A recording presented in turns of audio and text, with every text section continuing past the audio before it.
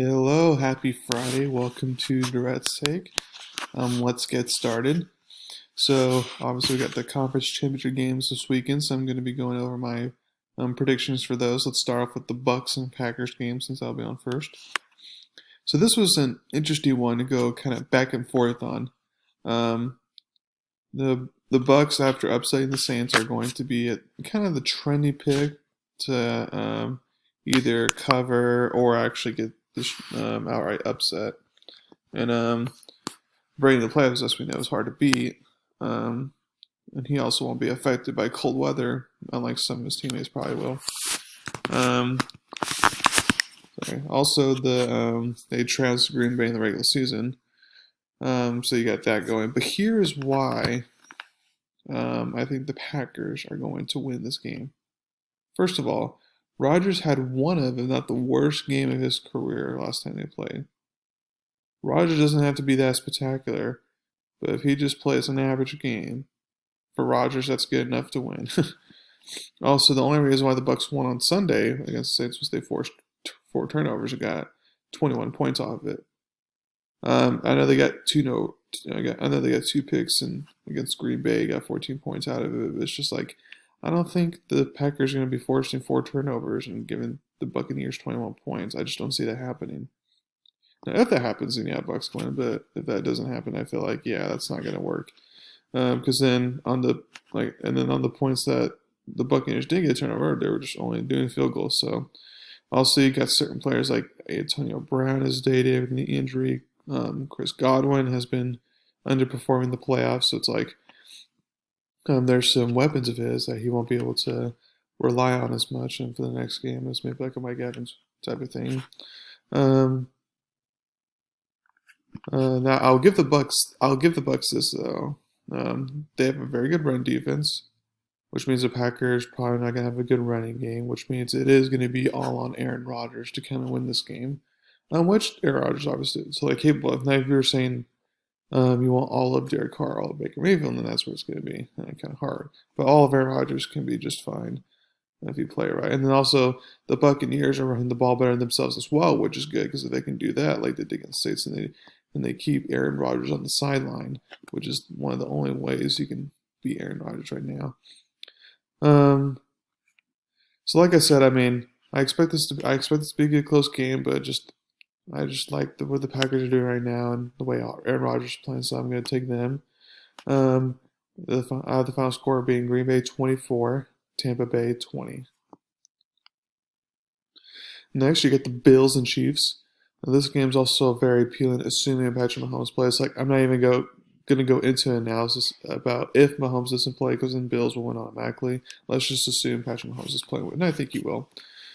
Um, like the other game, the Green Bay Buccaneers game, you can't really take away too much of what happened in the regular season, just because things are different now.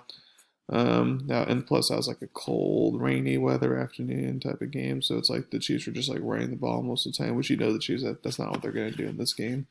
So it's kind of hard to take away some things from it, especially with Clyde Edwards-Helaire kind of banked up. Um, Also, the Bills are just kind of finding themselves at that point.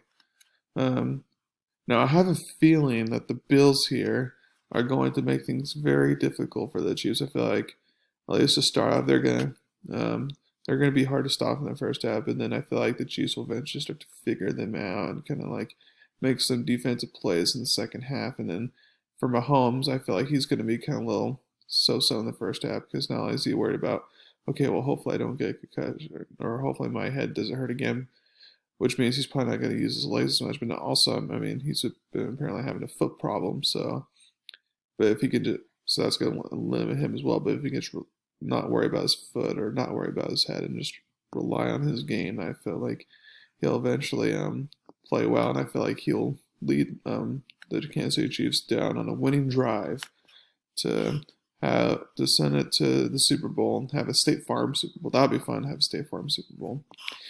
It's actually my preferred matchup. But yeah, I have Chiefs winning 26-21. That's my final score there. So both within a touchdown game. So both should be close games. I'll be surprised if either one of them is a blowout. And when I mean by blowout, I mean by over 2 touchdowns.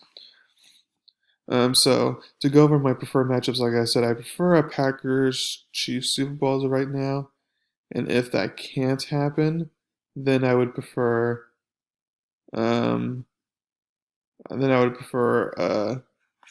Packers Bills Super Bowl as my second favorite, and then a Chiefs Bucks as my third favorite, and then a Bucks Bills as my last favorite. So, well, out of those four, we'll see which ends up happening. But hopefully, the one that want to happen. I think most people want. I know some people want to see Josh Allen Super Bowl, and I know a few people would like to see Tom Brady back here. But I feel like most people like to see Aaron Rodgers versus Patrick Mahomes to see who is the best quarterback in the league, because that's the debate right now. Is who?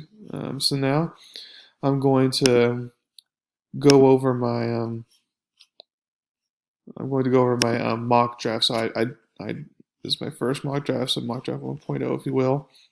And I know you still got 4 teams playing, so the 29th to 32 could be changed depending on who wins and stuff. But I feel like no matter if like Tampa Bay is 29 or 31, I feel like that the player they want or the player they need is going to be there either way. So I feel like it's not going to be that much of a difference. So let's get started. So number one, Jacksonville. They obviously this is no slammed. They're gonna take Trevor Lawrence. I know Urban Myers, the Ohio State connection, might take Justin Fields and he likes him, and even Zach Wilson. But I mean, Trevor Lawrence is the guy. If Urban Meyer does not draft Trevor Lawrence, he will get fired. that's not a source. That's just a prediction. The Jets. Oh yeah, by the way, for all these picks, I believe there will be trades, but the problem is I just don't know who. Can't predict that. So this is all based off if there's no trades, unfortunately. But anyways, so Jets number two. I feel like they would take the tackle out of Oregon, Penei Sewell. Again, he's the best tackle and one of the best overall players. Now there's going to be talks about do they draft a quarterback? Do they get a good weapon like Devontae Smith? But it's just like if you want to make Sam Darnold better, make sure he has a better pocket, and Penei Sewell can help out with that. Third, Miami. Now I know that, in my opinion, they should draft a quarterback, but you know the head coach and GM say, "Oh no, Tua's our guy." So if they don't trade for Watson, then it's just like fine, get Devontae Smith, because then you can at least give to a bona fide receiver who he already has a connection with. So it just makes sense. Four, I feel like I can easily see Atlanta not taking a QB here. I understand why, because I do feel like Matt Ryan has a couple more years left in him, and he has a lot of money, so I feel like he would be playing out till at least for another year, if not two. But I have them taking a QB anyways, and I personally feel like Zach Wilson's better. I feel like they are going to go with Justin Fields here, just mainly because of his change of game against Clemson, but then also it's like Justin Fields is from Georgia, so you got a homegrown product there. So he's probably going to want to stay there for his career if he can. So I feel like that's where it's going to work out. Cincinnati, they obviously need an offensive tackle regardless. I have them getting Rashawn Slater, who can do both for Northwestern. I feel like he's rated the second best offensive tackle regardless. So that's it, brain. Obviously, if Penei Sewell is there, then Cincinnati will love that. But if not, Slater's the next option. 6, Philadelphia. This is interesting. Some people say they actually could need another quarterback, but I feel like they already have it. I feel like that won't solve their quarterback problem. So I don't feel like they're going to do that. And they do have some defensive issues in the secondary, and they could address that. And it would have surprised me if they do. And they have some offensive line. They could easily get better on there. So it wouldn't surprise me again if they go there and they trade down a little bit. But I feel like the reason why they tanked that last game specifically is because they do want to get someone special, and I feel like they're going to get wide receiver Jamar Chase from LSU. So this is kind of Howie Roseman's chance to, okay, you're going to get it. I mean, yeah, if you don't get Devontae Smith, Chase is clearly the second best wide receiver in the draft. He opted out, so he's fresh. I feel like he can be a playmaker. 7, you got Detroit. Again, a lot of people think, oh, they're going to draft the heir apparent to Matthew Stafford, especially if they trade him.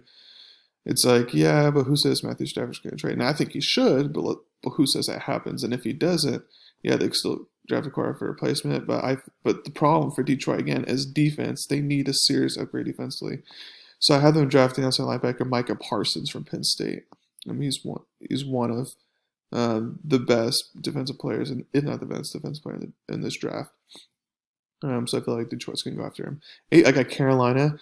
Now, I do feel like even though Bridgewater has 2 more years on his contract, we all know we can already tell the writing's on the wall for this. It's just like he's very limited. He's a so-so quarterback.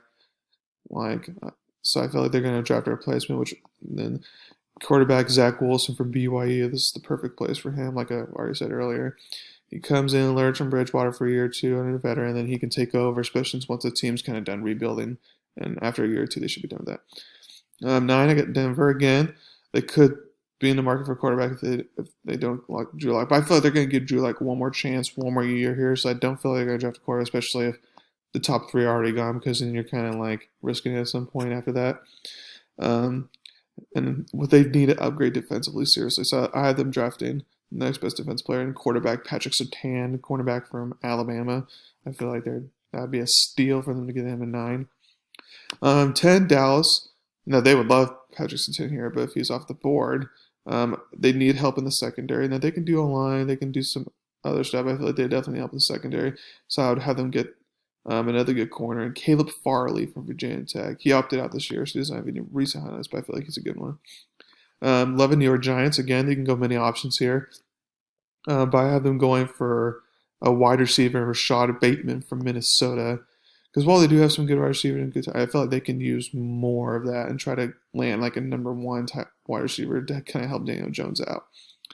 12, you got San Francisco. Now, again, you could be in the quarterback, but again, if Zach Wilson's already off the board, I feel like at that point they're not going to go for a Mac Jones or Trey. I feel like they're just going to be like, okay, we'll stick with Jimmy G for that year. So then, therefore, they're going to help him out by getting an offensive tackle and Christian Darrisaw from Virginia Tech. And then 13, you get the LA Chargers. I feel like they're going to go again. I feel like they need to beef up their own line as well. So I have them going to get Alex Leatherwood, a tackle from Alabama. And he's going to be coming off injuries, so it'll be interesting to see if and that's going to scare them up. I don't think it will because he's clearly a good tackle. 14, Minnesota. I have them taking. They definitely need a defensive player, especially defensive linemen. So I'm taking defense tackle Davion Nixon from Iowa. And then New England. This is kind of interesting because again they could have been the quarterback. Trey Lance might make some perfect sense here, but I just feel like until New England has weapons, I just don't see Bill Belichick putting in a rookie saying, "Hey, well, look at this with all these weapons. Good luck with that." We saw how Stidham hasn't been working out with that, so. I feel like they're going to. So I feel like they're going to get tight end Kyle Pitts from Florida. Hopefully Bill Belichick's smart enough to get him. But I feel like if they get Kyle Pitts here, then they get a bona fide weapon there. And then I feel like Arizona will get some defensive help. They'll get defensive tackle Marvin Wilson from Florida State. Las Vegas, they obviously need. They obviously need a secondary player, so I have them getting the best safety in draft, Trevon Morgan from TCU. Miami at 18, I have again an offensive lineman to help with to 19, Washington. I have them risking Trey Lance. Trey Lance can kind of be a skinny, similar version of Cam Newton, which Ron Rivera has worked with, so I feel like he can maybe work with him. Chicago, I actually don't have them taking a quarterback here. I think they might even roll with Trubisky one more year or two, so I have them going with Jalen Waddle, wide receiver from Alabama, to kind of help whoever's quarterback there give a bona fide receiver there. 21, I do have them find the replacement quarterback Mac Jones. And then since I'm running out of time, I'll just say a couple more interesting picks. So I have Pittsburgh 24. I actually have them taking a running back, Najee Harris from Alabama. He's a good running back who can run through the tackles, whether it's a good offensive line or not, and then help with he's a good running back receiver as well, so I feel like that'd be good there.